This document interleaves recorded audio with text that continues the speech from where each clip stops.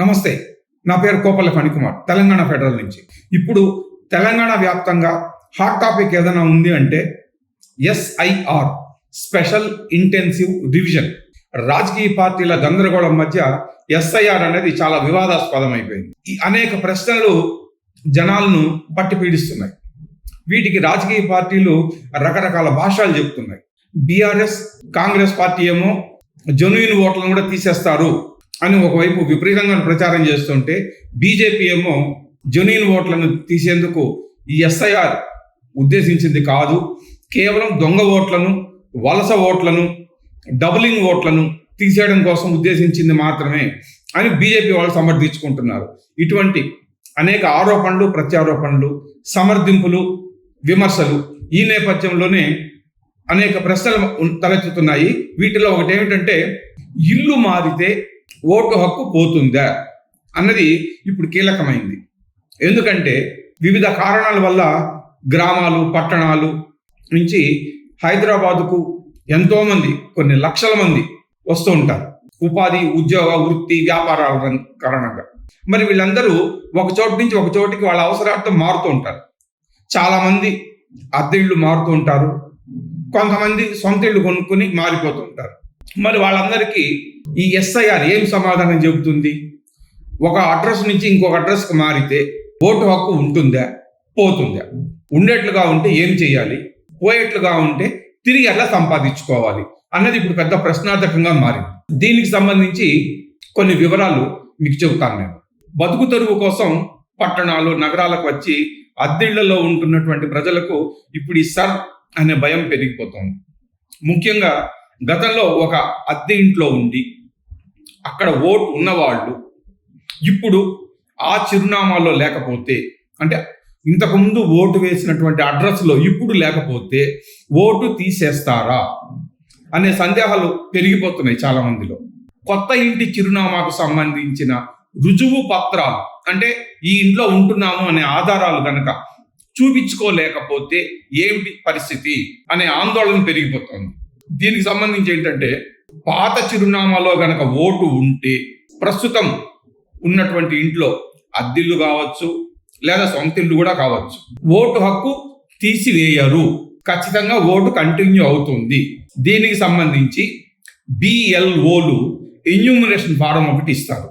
దాన్ని జాగ్రత్తగా నింపి వాళ్ళు అడిగినటువంటి ఆధారాలన్నీ కనుక సమర్పించుకుంటే పాత అడ్రస్లో ఉన్న ఓటు కొత్త అడ్రస్లోకి మారుతుంది. అంటే ఓటు ఎక్కడ తీసివేయరు అన్నది అర్థమవుతుంది. దీనికి సంబంధించి ఏమేమి మనము వాళ్ళకి ఆధారాలు చూపించాలి, ఎటువంటి ఆధారాలు చూపిస్తే వాళ్ళు యాక్సెప్ట్ చేస్తారు అనేటువంటి సందేహాలు కూడా పెరిగిపోతున్నాయి. ఈ అద్దిల్లు, సొంతిల్లు అడ్రస్ మారినటువంటి వాళ్ళ విషయంలో కేంద్ర ఎన్నికల సంఘం పరిష్కారాలు చూపించింది. అదేంటంటే, అద్దె ఇంట్లో ఉంటున్న వాళ్ళు సర్ ప్రక్రియలో ఓటును ఎలా నమోదు చేసుకోవాలి, అద్దెకు ఉంటున్న వాళ్ళు ప్రస్తుతం నివసిస్తున్న చిరునామాలో ఓటర్గా నమోదు చేసుకునే హక్కు ఖచ్చితంగా ఉంటుంది వాళ్ళకి. అయితే తాము ఆ ఇంట్లో ఉంటున్నాము అనేందుకు ఆధారాలు అయితే చూపించాలి కదా. అడ్రస్ ధృవీకరణ పత్రము అందుబాటులో లేకపోతే BLOలు ఏం చేస్తారంటే స్థానికంగా విచారణ జరుపుతారు. వీళ్ళు ఎప్పుడు వచ్చారు, ఎంతకాలంగా ఉంటున్నారు, ఎంతమంది ఉంటున్నారు అనేటువంటి వివరాలను చుట్టుపక్కల వాళ్ళని విచారిస్తారు, లేదా అద్దెకుంటూ ఉంటే అద్దె ఇంటి ఓనర్ను విచారిస్తారు. ప్రస్తుతం నివసిస్తున్న అద్దె ఇంటి పూర్తి చిరునామాను నమోదు చేసుకోవాల్సి ఉంటుంది. Aadhaar card, gas, electricity bill, bank pass పుస్తకాలు, ఇటువంటి వాటన్నింటినీ మనం ఆధారంగా చూపించుకోవచ్చు. అద్దె ఇంట్లో ఉన్న వాళ్ళకి వాళ్ళ పేర్లతో ఎలక్ట్రిసిటీ బిల్లు రాదు, కాబట్టి ఇంటి ఓనర్ పేరుతోనే ఉంటుంది. అందుకని తమ ఇంట్లో పలానా వాళ్ళు అద్దెకు దిగారు, పలానా టైంలో దిగారు, వీళ్ళు ఇంతమంది ఉంటున్నారని ఇంటి ఓనరు దాన్ని సర్టిఫై చేస్తే చాలు. ఎట్లయినా గ్యాస్ మార్చుకుంటారు అవసరార్థం, రేషన్ కార్డులు మార్చుకుంటారు, బ్యాంకు పాస్ పుస్తకాలు, ఆధార్ కార్డు కూడా మార్చుకుంటారు. ఇవన్నీ కూడా ఈ ఇంట్లో ఉంటున్నారు వీళ్ళు అనే ఆధారాలుగా సరిపోతాయి. ఇంటి యజమాని ఇచ్చినటువంటి ధృవీకరణ పత్రమైనా కూడా సరిపోతుంది. దాంతో వాళ్ళు ఉన్నారు అనేందుకు ఒక ఆధారంగా చూపించుకోవచ్చు. ఇప్పటికే ఓటర్ జాబితాలో పేరు ఉన్న వాళ్ళు ఎలాంటి ఫారం నింపాలి అనేటువంటిది ఒక ప్రశ్న. ఇప్పటికే ఓటర్ జాబితాలో పేరు ఉన్న వాళ్ళు ఎన్యూమరేషన్ ఫారం నింపి బిఎల్ఓ టీంకి సమర్పించాలి. అందులో తమ పేరు, వయస్సు, చిరునామా, కుటుంబ వివరాలను చక్కగా తప్పులు లేకుండా రాయాలి. అవసరమైన గుర్తింపు, నివాస ఆధారాలను జత చేయాల్సి ఉంటుంది.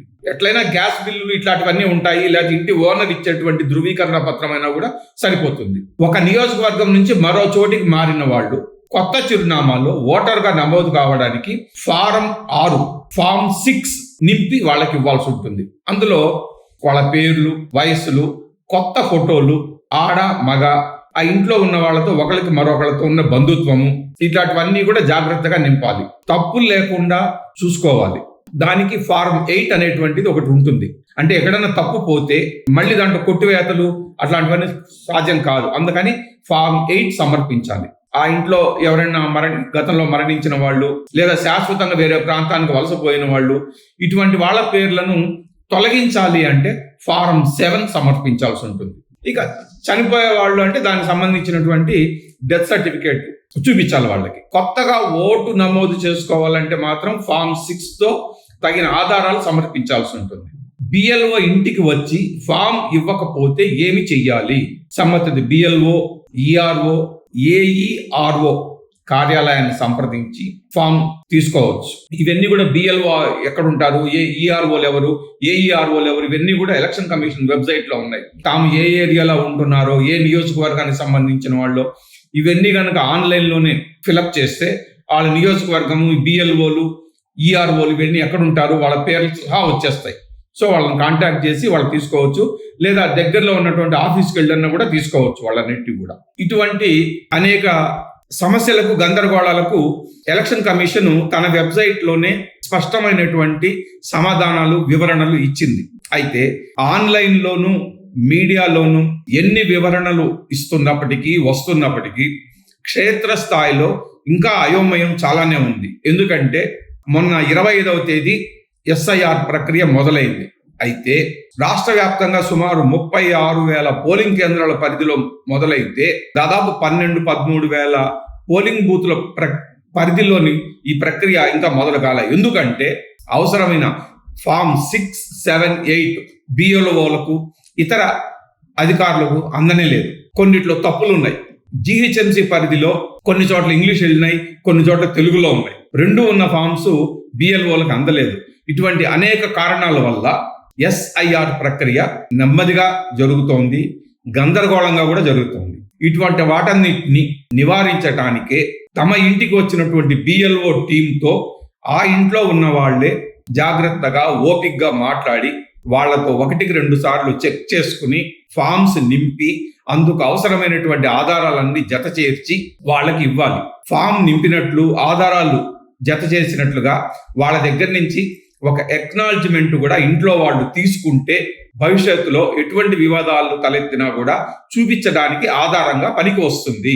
కాబట్టి ఓటర్లు ఎవరు ఆందోళన చెందాల్సిన అవసరం లేదు. ఒక ఇంటి నుంచి మరో ఇంటికి మారినా, అద్దెంట్లోనే ఉంటున్నా, లేకపోతే శాశ్వత ఇంట్లోకి మారినా కూడా ఎటువంటి సమస్య లేకుండా ఓపికగా ఈ ఫామ్స్ అన్ని నింపుకుని వచ్చిన వాళ్ళకందరికీ గనక సహకరించి సందేహ నివృత్తి చేసుకుని ఫామ్స్ నింపి ఆధారాలను జత చేస్తే ఓటు హక్కు ఎక్కడికి పోదు అనేటువంటి విషయం అర్థమవుతుంది. Thank you.